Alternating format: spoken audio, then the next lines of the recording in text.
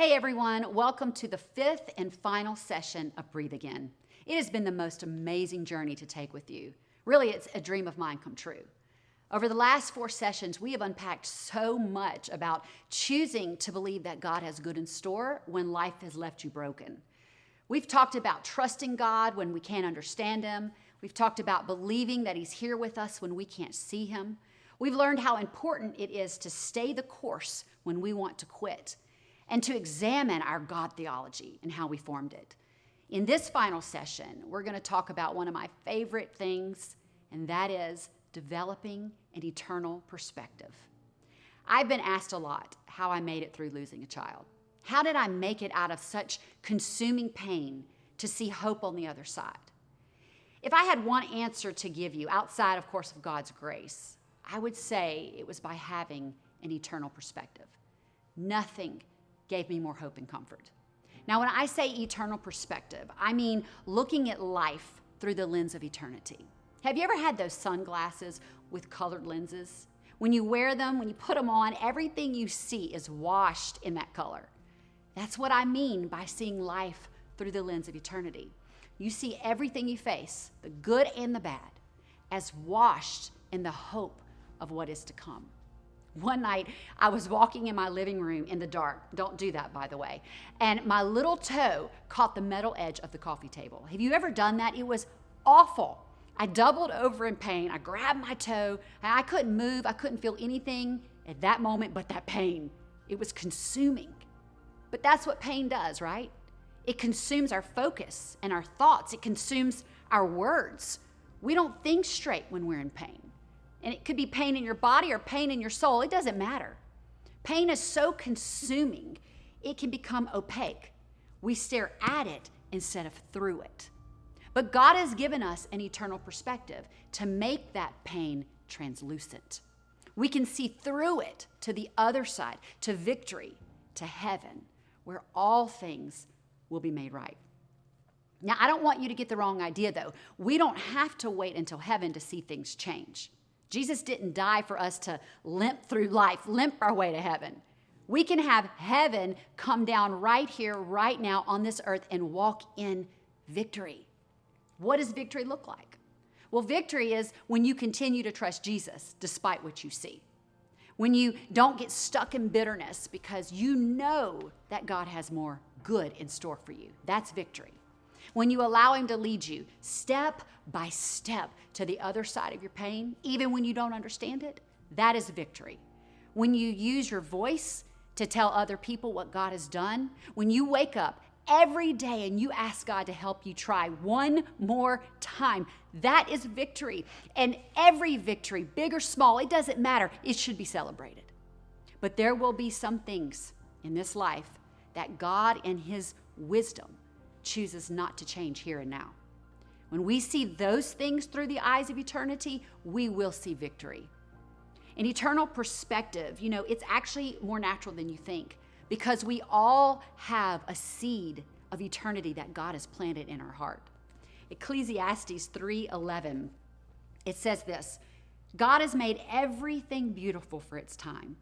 He has planted eternity in the human heart, but even so, people cannot see the whole scope of God's work from beginning to end. This seed in us, it speaks to us every time this world disappoints us. It tells us that pain was not God's original design. We find that seed in the longing that there has got to be more than this present world. According to Ecclesiastes, we have this promise that everything will be made beautiful. But losing a child and getting a divorce and filing for bankruptcy and all of that, none of this is beautiful. And if we don't live with eternity in mind, it will be so easy to misinterpret these events that we face as final.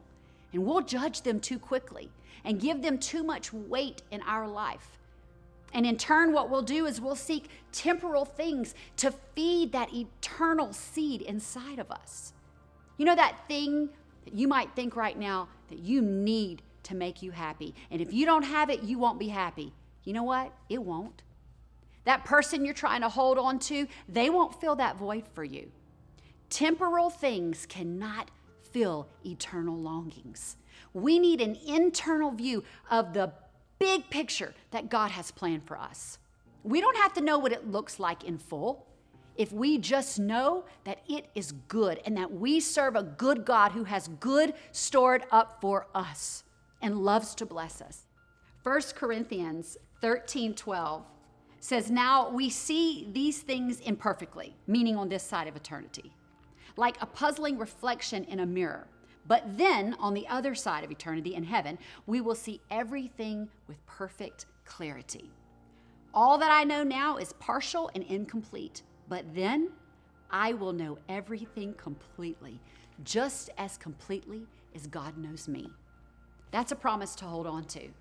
Those things that you don't understand, you have this promise that one day you will know completely. You will have the wisdom. You will see God in all his wisdom and know that there was a reason that was so much greater than your understanding. 2 months after Haven passed away, I had a gift made for Casey. It was around Christmas time, and so I picked out this silver picture frame with his favorite picture of her in it, and I had the words engraved on the frame, "Daddy, if you could see me now." Grief was still heavy in our hearts, and we were really still struggling to understand God's actions. Remember, we prayed for a healing, and I mean we prayed. We left it all on the table, and it did not come out the way we wanted it. So the idea of this photo and this saying would be a reminder to us every time we saw it that hell was defeated, because the moment Haven crossed over, she was healed and she was made whole. It was a reminder to see her death through an eternal perspective. Colossians 3:1, it encourages us to set our sights on the realities of heaven. Listen, heaven is not a fantasy. Heaven's not wishful thinking. Heaven is actually closer than you think. It is a reality of redemption that we will walk in one day. The night Haven passed away, in my arms in my master bedroom, sitting on that rocking chair, I felt the closest to heaven I have ever sensed. In that 1 second, that one crossing over of worlds, part of me was deposited in heaven, that world to come. The presence of God, it settled in my room like a weighted blanket. And that veil shadowing my eyes from heaven, it thinned. And the other side felt more real to me than ever before. My heart, it connected with the world to come, and it felt hope, the hope that resides in heaven, the hope in the promise of God. But as time went on, that veil did thicken. But let me tell you, the seed of eternity in my heart, it is growing wild and it is free. And more than ever, my heart yearns, it longs for its forever home. And I imagine yours does too, especially in challenging times and struggle. The Christian life, it's a paradox, isn't it?